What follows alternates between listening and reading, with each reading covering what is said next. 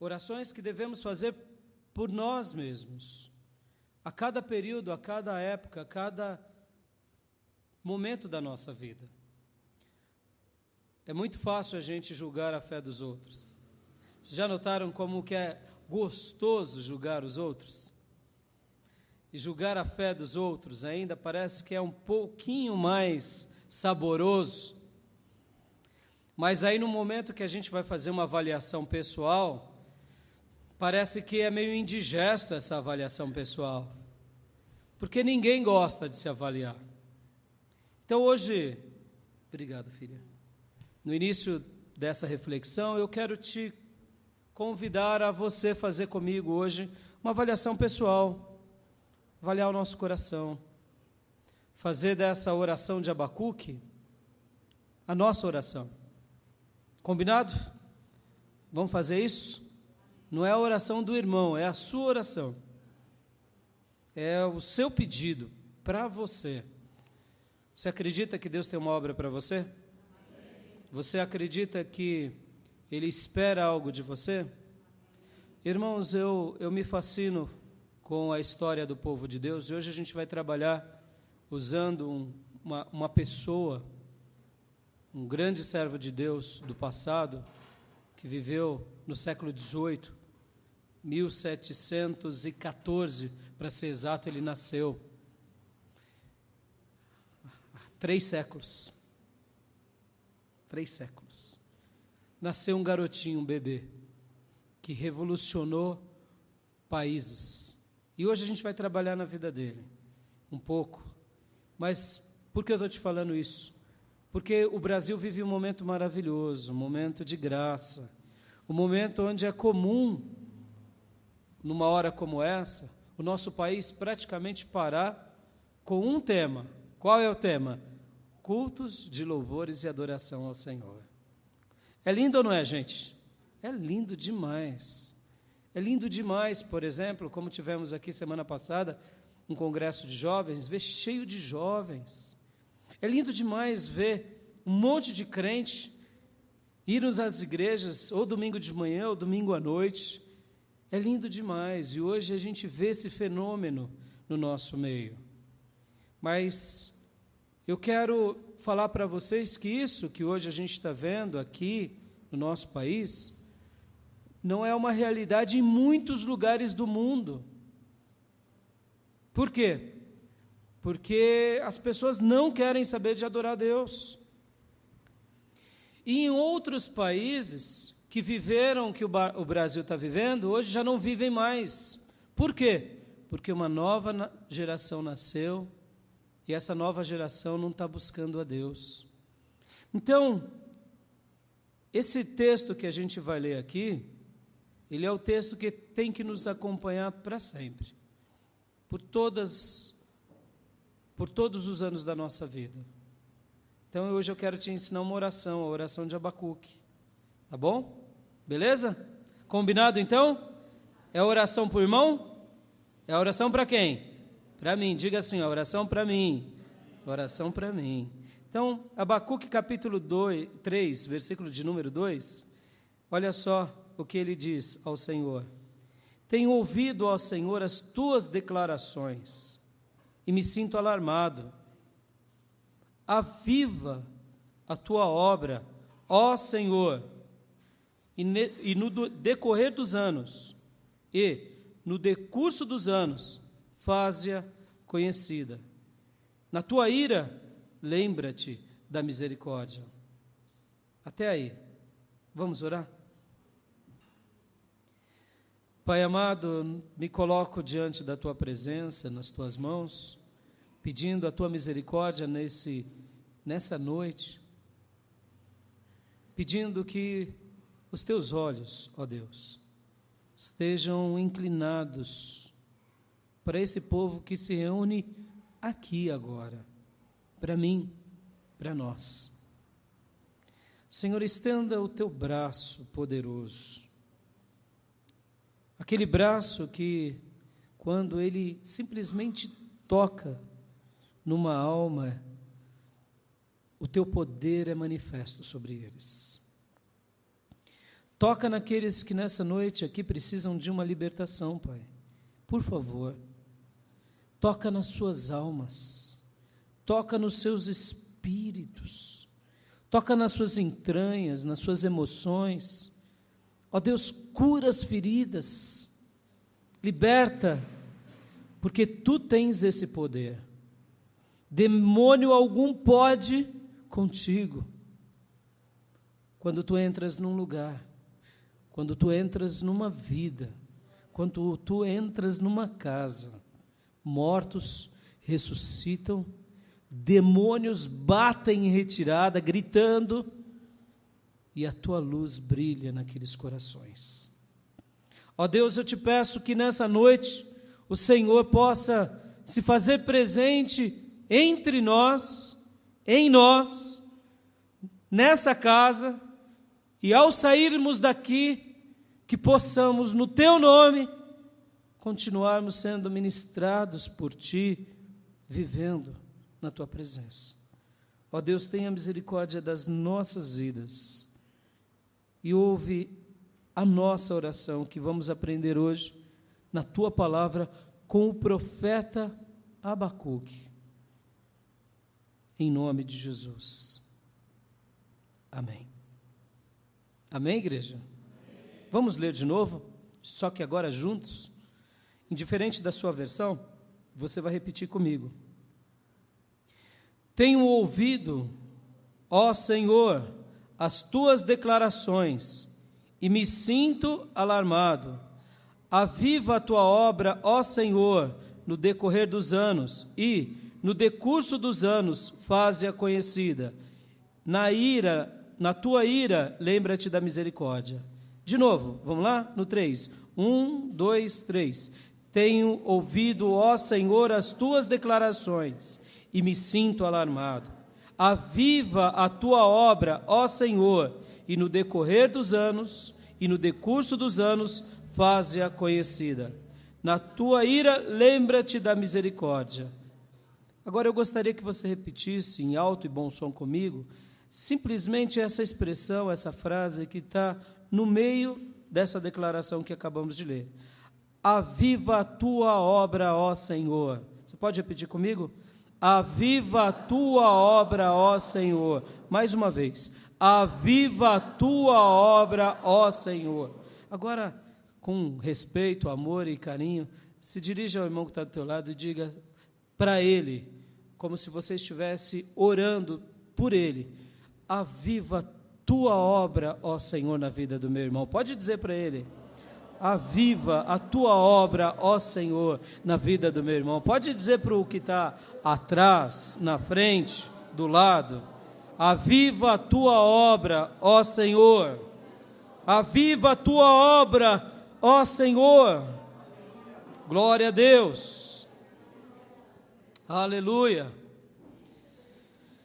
Glória a Deus.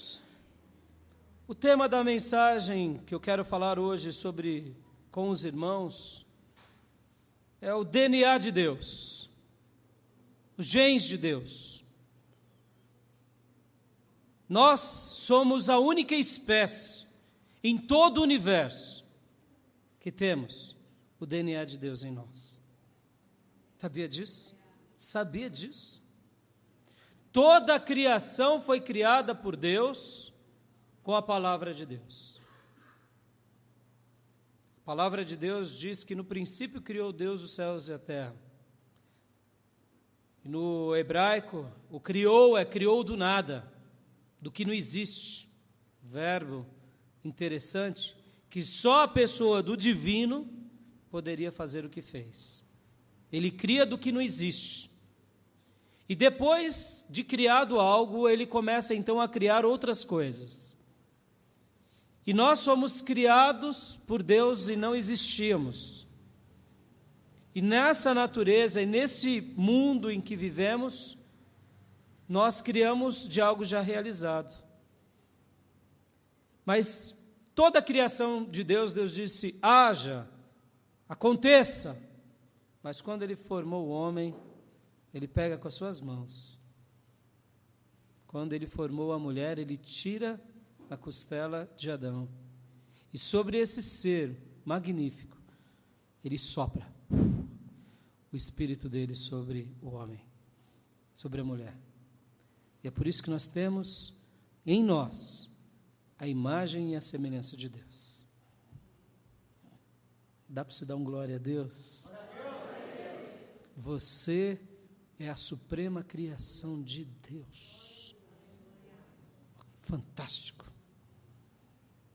Pastor, mas o que eu sou? Sou falho, pecador, pecadora. Fiz tanta besteira na minha vida. É verdade, nós somos assim mesmo. Mas Deus te vê com esperança. Deus te vê com esperança. Você vive um dilema profundo e um conflito profundo. É por isso que o diabo nos arrasta para o pecado, para querer nos matar, roubar e destruir. Mas Jesus veio para nos dar vida e vida em abundância. E é por isso que há uma luta e um confronto com o inimigo das nossas almas, nos querendo levar e nos distanciar de Deus, desde o início. O inimigo, amados, te odeia e me odeia, porque ele odeia Deus. Então, a maneira de ele ferir Deus é nos fazendo viver a síndrome dele, que é a síndrome de se arrastar. Pode ver, irmão, todo o pecado nos leva a nos arrastar. Alguns nos faz se arrastar aqui dentro. E o fruto desse arrastar-se aqui dentro e aqui dentro, com o tempo, é se arrastar lá fora. Porque quem é que foi amaldiçoado que se arrasta? A serpente. Mas eu quero te dar a boa notícia, Jesus Cristo nessa noite vai te libertar. Jesus Cristo tem o poder de te restaurar, porque em você pode existir o restaurar desse DNA de Deus. Todo ser humano que nasceu, que existe ou que vai existir, tem nele a imagem e a semelhança de Deus. E essa imagem, essa semelhança está adormecida pelo poder do pecado. E é por isso que Jesus Cristo, na cruz do Calvário, veio destruir as obras do diabo e o pecado. E no momento que ele destrói isso, através do nosso reconhecimento de que Ele é o Senhor e o Salvador, essa imago Dei, essa imagem e semelhança, ela é restaurada, e é aí onde a Bíblia fala que nós nascemos de novo para a glória do Senhor. Há um DNA divino querendo ser manifesto sobre a sua vida. E se é divino, é porque coisas divinas estão prestes a acontecer sobre esses que creem em Deus. Amém, queridos? E a tese que eu quero defender nessa noite é o seguinte: olha, já que há um DNA de Deus, já que eu e você não somos matéria pela matéria, já que há um genes do divino nesse ser tão falho e pecador, logo, viva algo extraordinário hoje. Deus espera que você viva algo extraordinário. Eu quero que hoje os seus olhos saiam de você mesmo. Porque talvez você fale, pastor, mas como que eu vou olhar algo de extraordinário em mim? Eu erro tanto. É porque você está olhando para você. Eu quero te dizer, viva algo de extraordinário hoje. Como, pastor? Quando você enxergar Jesus. Quando você olhar Deus. Quando você se lançar em Deus. E viva algo de extraordinário, não amanhã, quando você envelhecer. Deus te chama hoje, amado. Agora, nesse exato momento. Faça algo de fascinante com a sua vida, com a sua existência. Você não nasceu para viver uma vida comum, uma vida mediana, uma vida medíocre. Nós somos a criação suprema de Deus, temos o DNA de Deus, recebemos esse dom, porque a nossa vida é um milagre para a realização de um grande propósito para esse Deus que morreu na cruz. Viva algo de extraordinário, deseje algo de extraordinário, e quando isso acontecer, saia de foco, porque é o divino sendo realizado através de você e de mim. E o que me fascina no Evangelho é porque Deus gosta de pegar gente como eu e você, que não éramos nada, e fazer da nossa vida um tudo, porque é nisso que a glória dele é manifesta. Porque se ele pega alguém que vale muita coisa, a soberba invade esse coração. Essa pessoa diz, eu cheguei aqui, eu fiz isso porque eu sou bom. Mas quando ele pega um vaso quebrado e sujo, desmonta, e o oleiro faz de novo um vasão belo, enche-o do Espírito de Deus, enche do dom da vida, do tesouro divino. E esse vaso, que era um vaso quebrado, sujo, imundo, cheio de gadareno dentro dele, agora tem nele uma nova essência, um novo viver, e ele é boca de Deus entre os homens. Aí todos dizem, Deus habita nessa vida. Então viva algo de extraordinário, querido. Houve um velho peregrino que estava a caminho do Himalaia, naquele frio cortante de inverno, aquele frio imenso que vinha junto com a chuva, e ele chegou, depois dessa grande peregrinação, porque ele foi para lá e conseguiu escalar os altos das montanhas, e o dono de uma hospedaria perguntou assim para ele, como você conseguiu chegar lá com esse tempo, meu bom homem, já que você é velho e idoso e enfrentou tantas dificuldades? Aquele velho deu uma risada e disse assim, é porque antes de eu chegar com o meu corpo lá, o meu coração chegou primeiro, e desse modo fica fácil o resto seguir. Hoje eu quero, nessa mensagem, te dizer, deixa o seu coração chegar primeiro em Deus, deixa o seu coração chegar primeiro em Cristo, deixa o seu coração chegar, não olha para o vento frio que vai invadir a tua vida, não, nem para as dificuldades, nem para a neve, nem para a chuva. Deixa o teu coração chegar, deixa o teu coração chegar lá na frente, em Deus.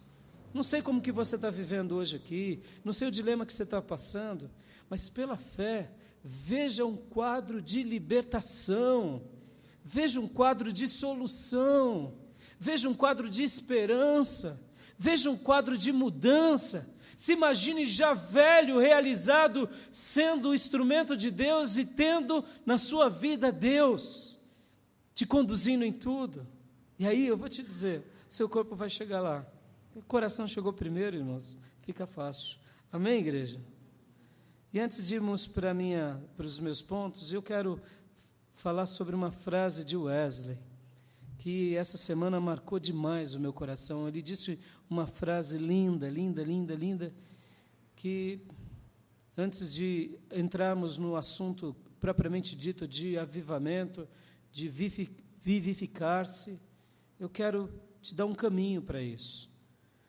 John Wesley, que foi um dos grandes avivalistas também do século XVIII, junto com Whitefield, que eu vou comentar já já, ele disse assim, dai-me homens, ou mulheres, é claro, que nada temam a não ser o pecado, e que nada desejam a não ser Deus, e eu abalarei o mundo.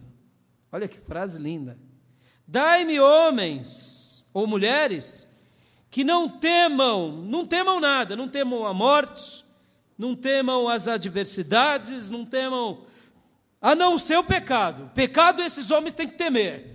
É pecado, eles têm que, esse caminho, não quero, não serve. Mas por quê? Porque é pecado. Me dá esses homens que temam, a única coisa é o pecado. E que não desejam mais nada, a não ser Deus. E com essas pessoas, eu abalarei o mundo. Essa frase, ela não é somente uma frase, mas é a expressão de uma vida. Foi assim John Wesley. Não foi um homem perfeito, mas ele teve medo do pecado e ele queria somente Deus. Antes de irmos para as minhas divisões, eu quero te dizer, peça no seu coração, Deus, me faça temer o pecado e me faça desejar profundamente na minha vida Deus.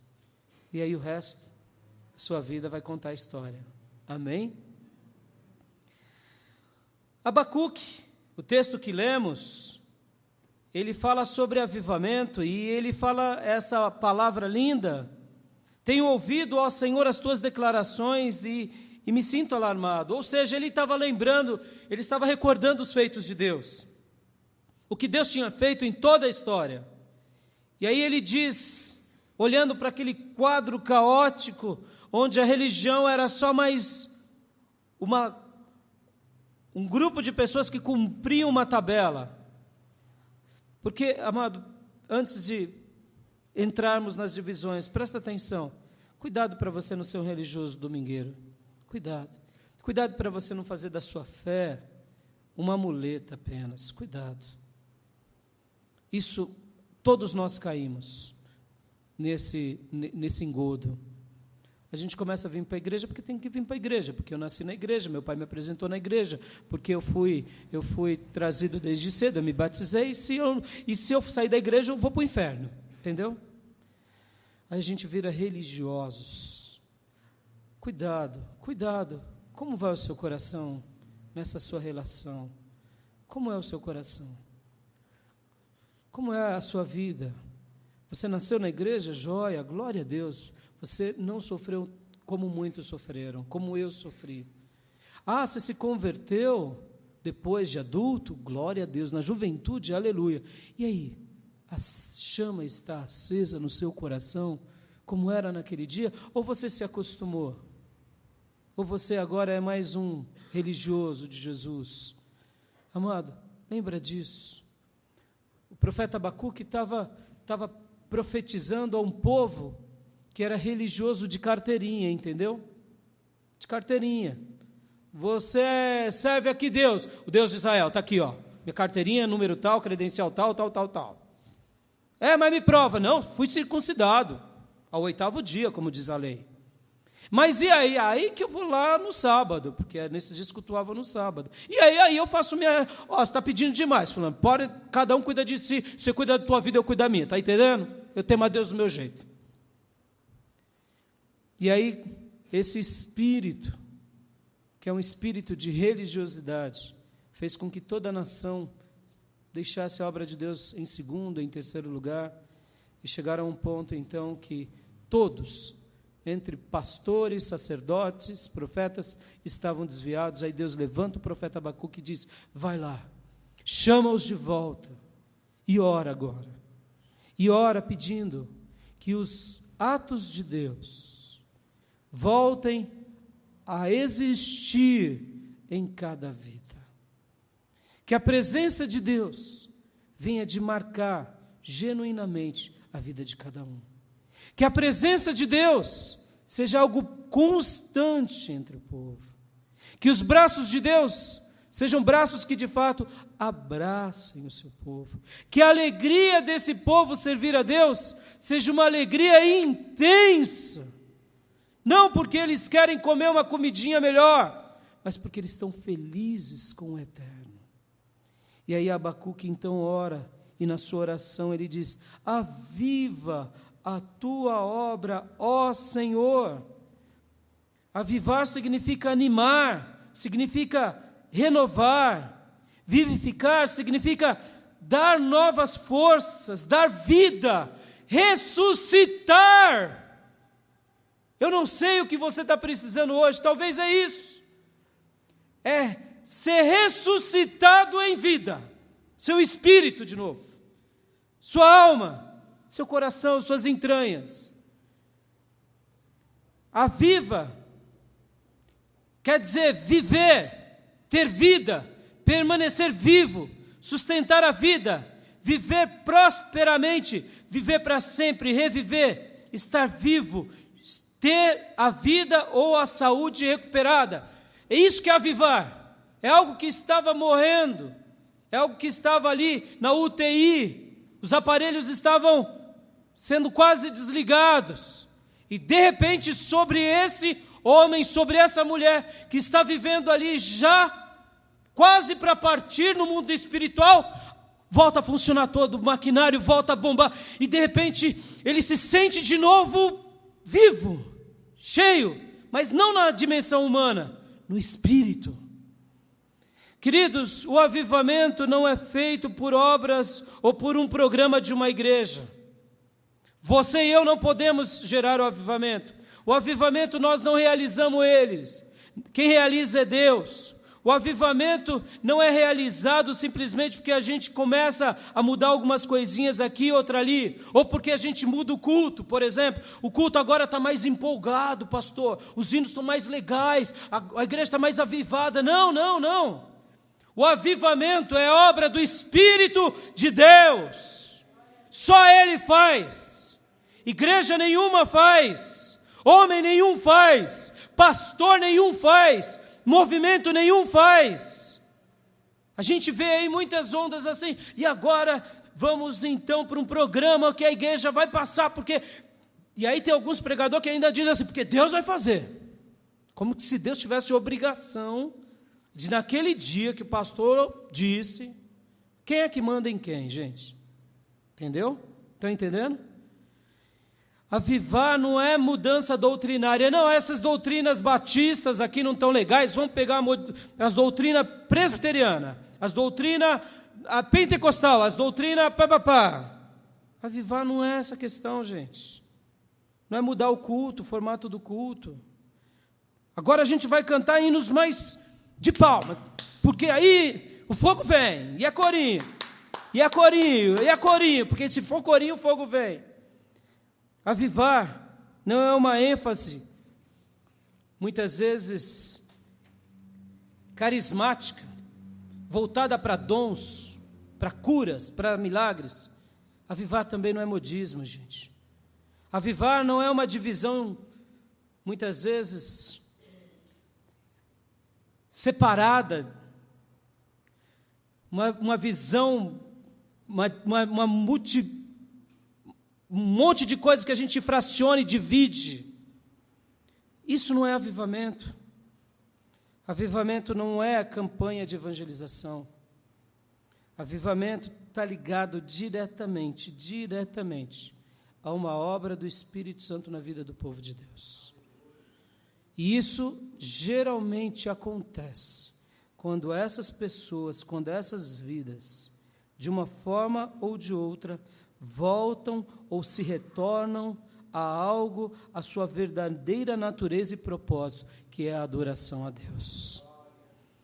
Quando você, amado, voltar-se para Deus nas Escrituras de todo o seu coração, quando você realmente se lançar nas mãos de Deus, na palavra de Deus, com oração, diante de um temor genuíno, de um coração reto, no tempo de Deus o seu coração vai ser avivado.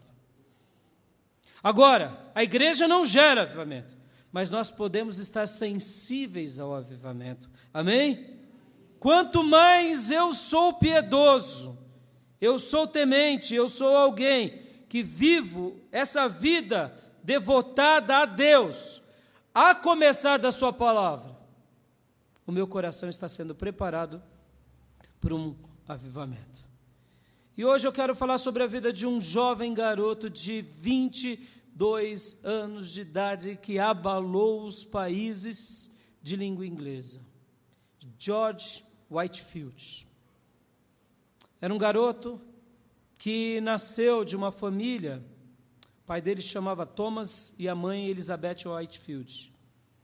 Era uma família até próspera, porque eles tinham um hotel na Inglaterra, e era o maior e o mais fino estabelecimento da cidade, onde tinha ali peças teatrais. Isso em 1717. Então, eles, desde quando esse garotinho nasceu, ele já nasceu diante dessa situação confortável. Ele tinha vários irmãos, só que quando ele tinha 2 aninhos de idade, o papaizinho faleceu, e a mamãe casou-se de novo, e toda aquela fortuna perdeu-se. Mas a mãe dele via nesse garoto que ele tinha talentos especiais. E um dia esse garoto, ele gostava muito de interpretar teatros. Ele gostava muito de fazer essas peças teatrais. Ele amava demais. E a mãe dele via e falava, meu filho tem algo especial. Enquanto todos os outros garotos tinham que trabalhar, a mãe dele falava assim, não, ele só vai tentar estudar. E só que aos 15 anos de idade, ele foi obrigado a trabalhar também com a sua família. E ele trabalhava o dia inteiro e à noite ele lia a Bíblia. E a mãe dele sonhava muito que ele fosse fazer faculdade. Aquela faculdade de Oxford, já ouviram falar? Já existia naqueles dias. Então ele foi para Oxford, mas não porque a mãe podia pagar, porque existia uma bolsa muito interessante, que era a bolsa dos servidores. Crianças pobres poderiam ir fazer a faculdade, desde que lá elas usassem uma roupa especial, uma túnica, para mostrar que eram pobres, e lá elas serviam para os garotos ricos. Então elas viviam ao serviço dos ricos, lavando roupas, engraxando sapatos, fazendo tarefas desses alunos ricos. Mas os alunos ricos não podiam nem dirigir a palavra para eles. Olha aí a acepção. Mas esse garoto, ele era muito dedicado, ele era muito intenso. E mesmo assim, depois de fazer as tarefas para os alunos ricos, ele ainda ia visitar os pobres com 15 anos de idade, fazer assistências sociais. E aí o que acontece? Na faculdade de Oxford, nesses dias, estou contando essa história, gente. Sabe por quê? Porque muitas vezes você está dizendo assim, para mim não tem jeito. Quem sou eu? O que Deus espera de mim? Eu quero te dizer, Deus tem uma grande obra a realizar na tua vida. Continue a sonhar os sonhos de Deus. Continue a olhar com esperança. Continue a projetar-se para Deus. Peça para Deus, Deus, aviva o meu coração. Não se satisfaça com a sua vida de mesmices, de trabalhar, de ganhar dinheiro, vir para casa, final de semana fazer um churrasquinho. Isso é muito pouco, gente. É legal, claro, está com a família, macarronada de domingo, lasanha da mamãe, é bom demais. Mas é muito pouco. Deus quer te usar muito mais.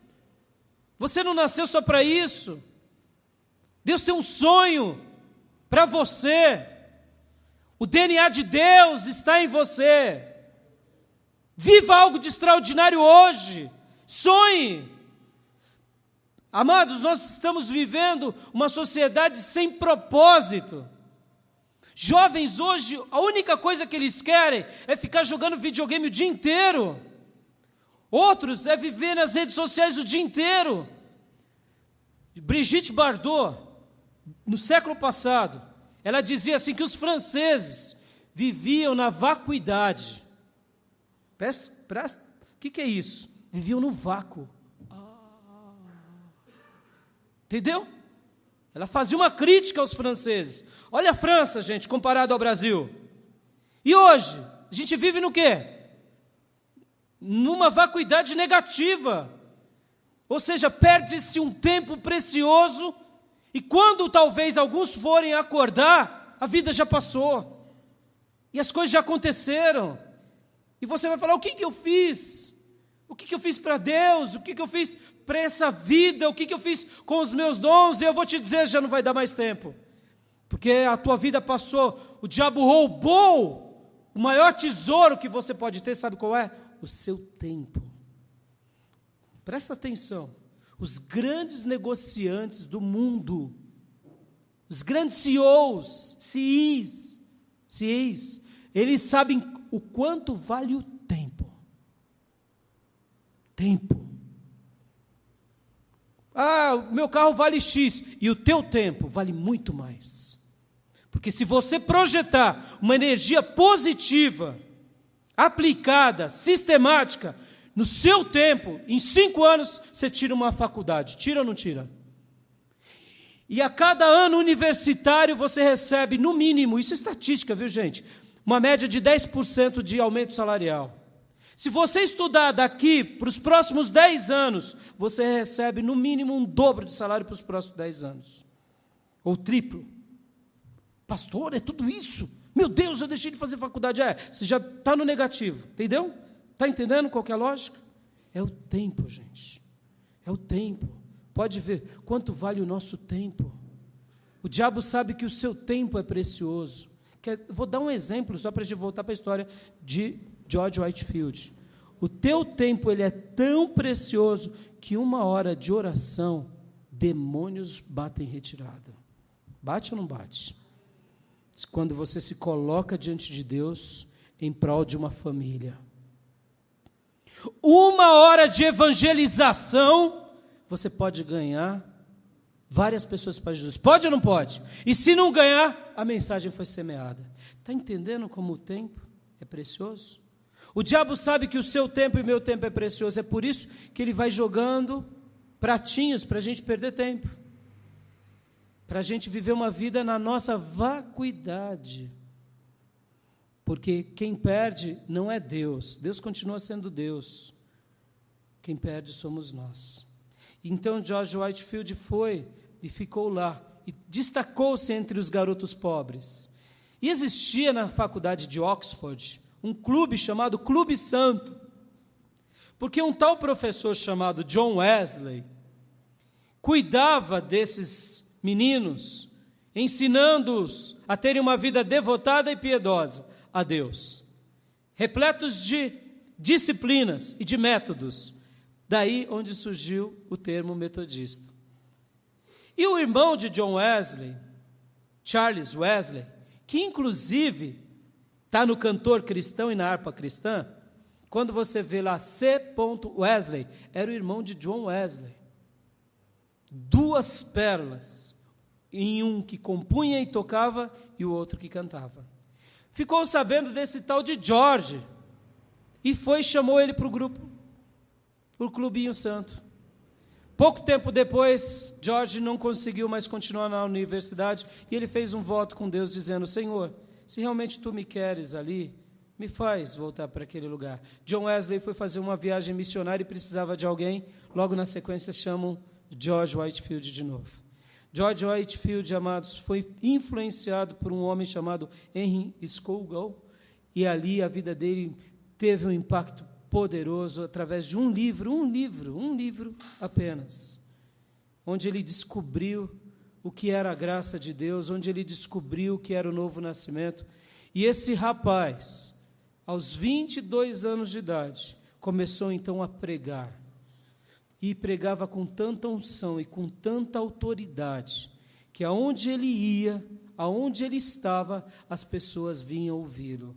As pessoas vinham buscar instruções. As pessoas queriam estar ao lado dele. John Wesley, certa ocasião, depois de muitos anos, pregando o evangelho, uma pessoa chegou para John Wesley, porque John Wesley e Whitefield tiveram uma discussão. Discussões são legítimas, viu, gente? Pontos doutrinários. Whitefield pensava de uma forma e Wesley pensava de outra, sobre um determinado assunto. Eles tiveram umas discussões, e eles falaram assim: olha, é melhor a gente não parar de discutir sobre isso. Vamos, viver nossas vidas. Deus abençoe você e Deus me abençoe. E um repórter chegou um dia para Wesley e perguntou assim: lá na fila do céu, Wesley, aonde você vai estar e onde Whitefield vai estar? Aí Wesley disse assim: eu vou estar bem longe de Whitefield. Aí o Wesley puxando a sardinha, o repórter puxando a sardinha para Wesley, disse: porque Whitefield vai estar bem distante de você. Ele falou: não, longe disso. Whitefield não. Whitefield vai estar bem perto do Senhor. E dessa fila de pecadores que um dia entrarão no céu, estarei lá atrás. Ele estará na frente. John Wesley foi marcado pela vida desse garoto. Eu quero hoje falar para você, querido irmão, dar apenas três recomendações para eu orar com você. Presta atenção nessas 3 recomendações. Olhe para gente grande que te engrandeça ainda mais. Põe os seus olhos nessas pessoas. Coloca os seus olhos nessas pessoas. Segunda coisa, se espelhe nessas pessoas. Olha, fulano de tal, como faz tal coisa linda, quero fazer também. Isso não é inveja não, viu gente? Isso é querer crescer. Então olhe, não fique olhando para gente pequena não, viu? Quem olha para gente pequena demais, quando vai ver está olhando para o umbigo, entendeu? Quem fica olhando para o umbigo, para baixo demais, só tem olhares tribais, medíocres, pequenos, né? Fica olhando para gente pequena demais, viram olhares para pigmeus. Olha para gente grande, gente que marcou a vida, gente de Deus que realmente traz esperança. Ao ler essa semana sobre a vida de Whitefield, meu coração foi inflamado, e dentro de mim eu perguntava: Deus, eu quero mais de Ti, Senhor. Quantas milhares e milhares de vidas estão sem Deus nessa hora? Quantas milhares e milhares de vidas estão distantes de Deus, envolvidas num vício, num pecado? Talvez você diga: mas pastor, eu tenho pregado para os meus parentes. Sim, filhos, eu também, muitos deles não estão dando ouvido. Não se preocupe, a obra é de Deus. No tempo de Deus, Deus vai dar o crescimento. Mas tem muitos outros esperando só um filho de Deus falar do amor de Deus.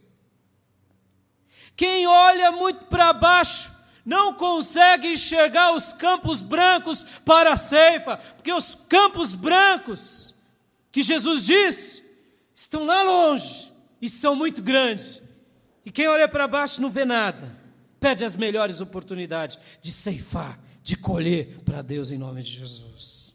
E depois de olhar para essas pessoas grandes, então, meu segundo conselho é: se espelhe nelas. Fala: eu quero aprender com esses camaradas. E quando você vê Jesus nele, fala: opa, vou imitar. E quando você não vê Jesus, você fala: não vou imitar. É o João, é o Pedro, é a Maria, comedor de arroz e feijão, de macarrão, então eles erram mesmo. Mas quando eu ver Jesus, eu vou imitar.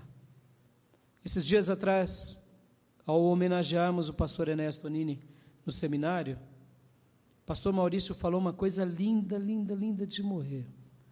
Ele falou assim: sabe, gente, eu vim para o seminário porque um dia o Enéas Tonini, quando eu era jovem, pregou uma mensagem numa igreja e disse assim: quem tem chamado de Deus, vem à frente que eu vou orar. E o Maurício foi. E enquanto eles estavam ali recebendo a oração, o pastor Enéas Tonini disse: se você realmente tem chamado de Deus, agora vai se preparar no seminário. E ele foi.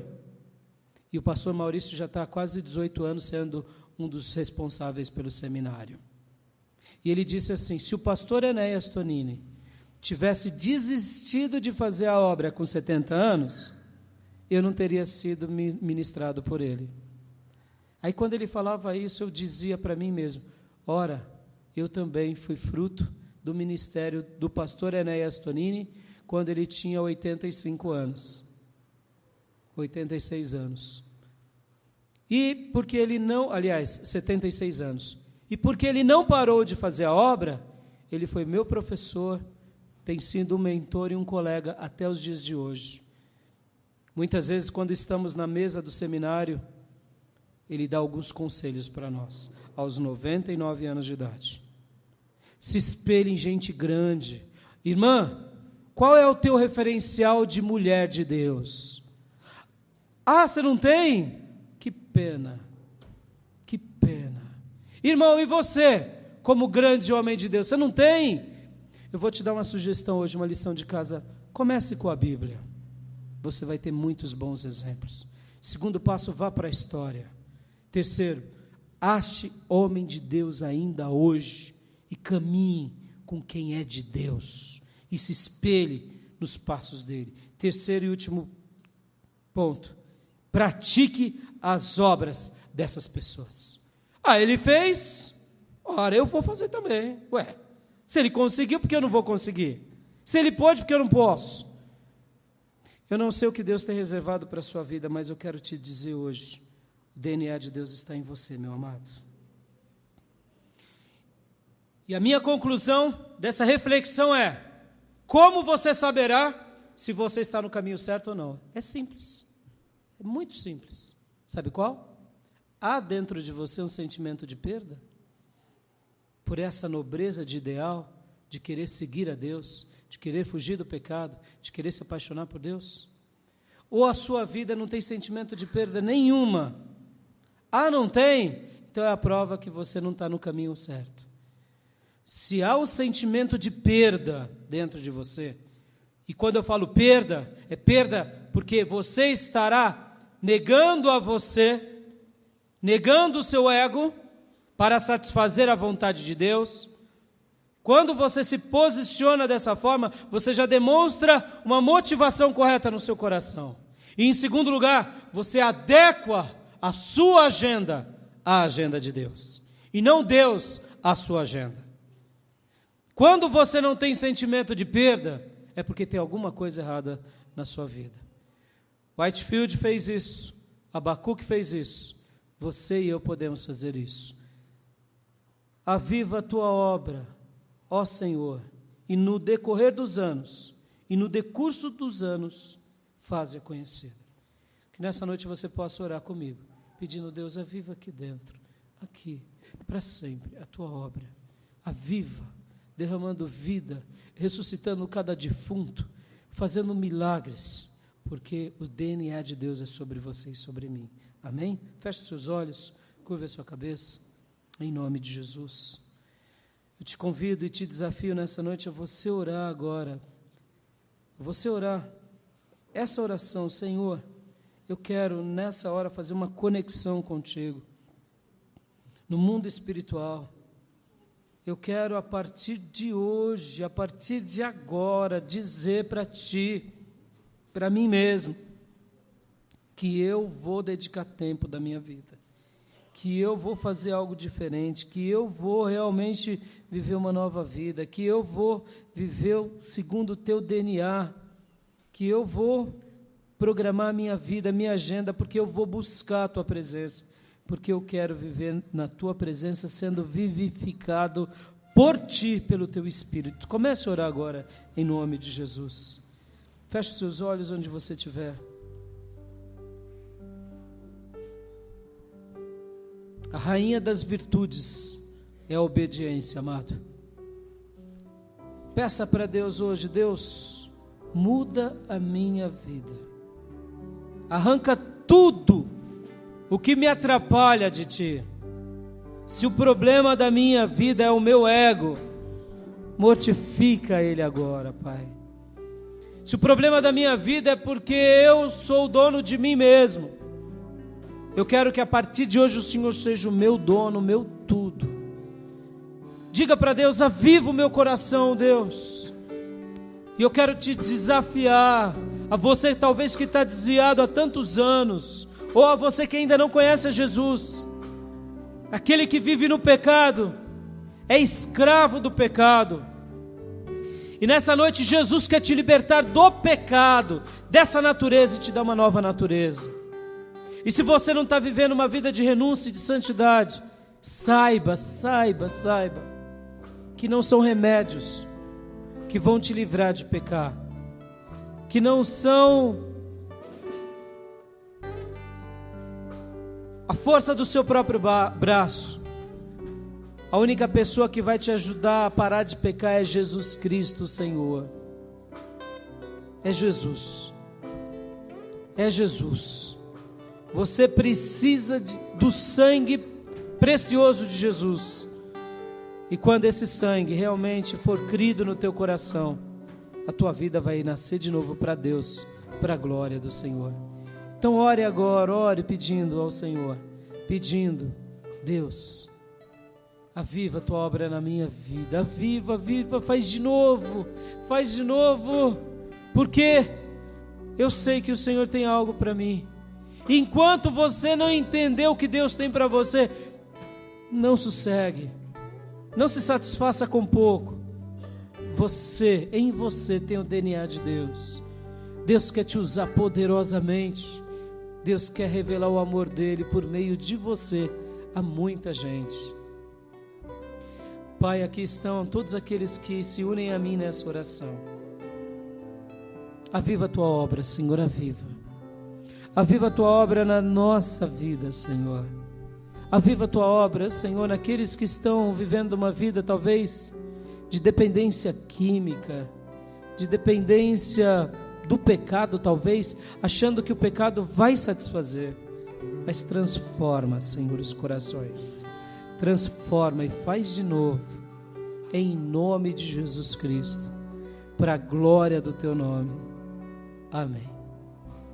Amém.